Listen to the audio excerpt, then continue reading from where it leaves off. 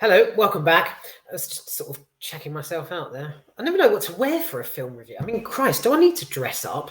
This is my Sunday best. Right, so Don't Breathe 2.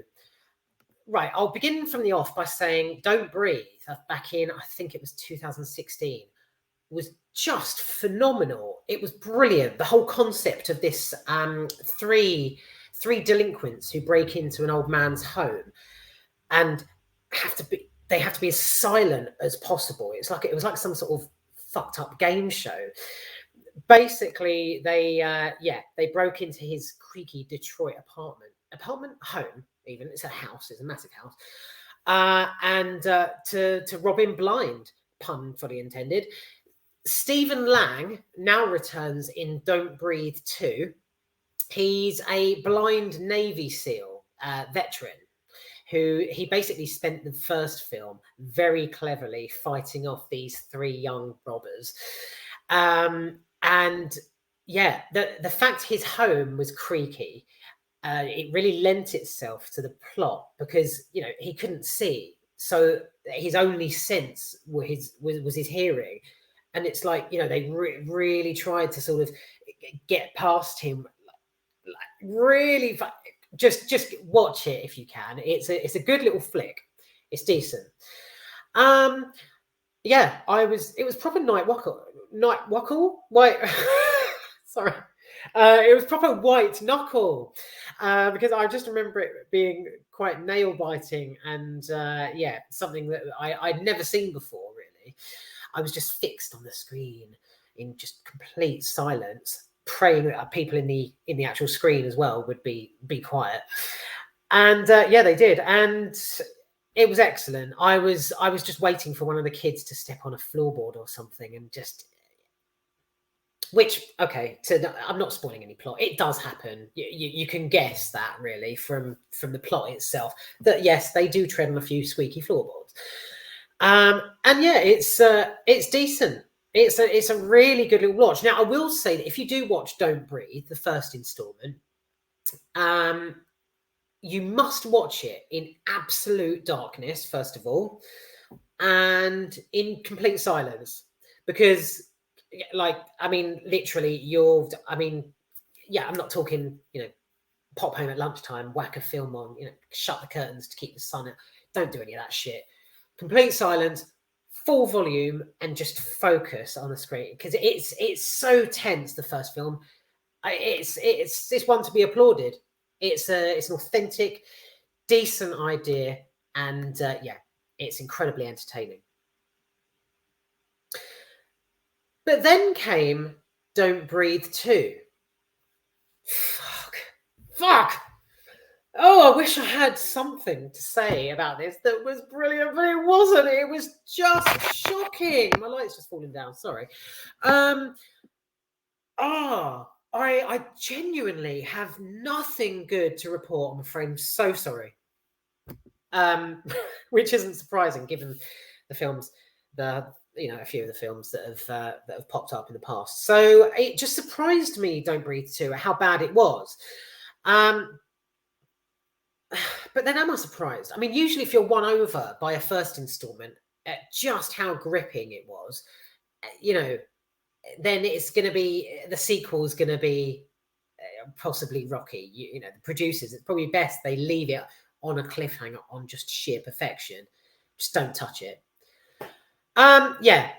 But this time round, yeah, it wasn't great. I'm going off no notes. Sorry. So I'm sat here just looking at you, and I'm trying to think of something that was good. The plot itself, I mean, this time around, Norman, the main character, the blind guy, he lives with his adopted daughter now. No mention of her in the first film. Fuck knows who she is.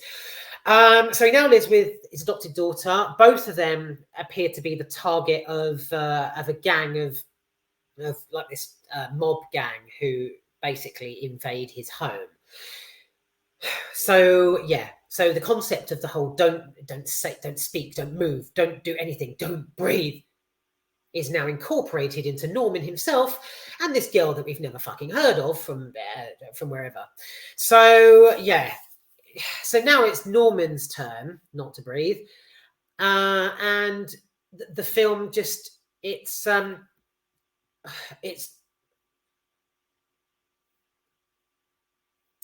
I'm trying to think. I'm playing. Oh Jesus! I'm trying to think of a positive. Shit. Oh, right. Good positive. Right. Yeah. The film itself. Okay. So you've got the concept of, don't breathe, don't make a sound, which is just brought crashing down by just a boring sort of family, drawn out family story about his daughter, about her original parents. Yeah, and the people who invade his home themselves. So it's just brought down by these people, because not only is it like you've got what 3 or 4 guys, it's that's more than the number of the delinquents who break into Norman's home in the first one. But you've also got Norman and his daughter on the run, as it were, around going around his house. It's just an absolute fucking travesty, honestly. It's like a game show it's like a game of wits more than a film of tension. I suppose a real positive of it is right towards the end. Norman sounds like a Dalek from Doctor Who, and I like Doctor Who sometimes when it doesn't, sort of spiral into complete twaddle. But yeah, there's a bit where Norman's on the floor at the end and he's injured, and he gets up and he's like, just make sure you do, or whatever. I can't remember what he's saying now, and that really didn't sound like a Dalek. But yeah, he sounds like a Dalek, and yeah, I think he's like apologizing. He's like, I'm sorry for. I half expected him just to go exterminate, like, do you know what I mean, and just fucking zap someone. Yeah, didn't happen though. So yeah, there's your positive of Don't Breathe 2. I've hit 7 minutes, yes, and that makes me proud because I've managed to do 7 minutes when really I should have just done 3 or 4 minutes talking about the film. I am definitely and very excitedly going. Thank you very much for watching. You'll probably think this was a bit of a shit review. I don't care. It was a shit film.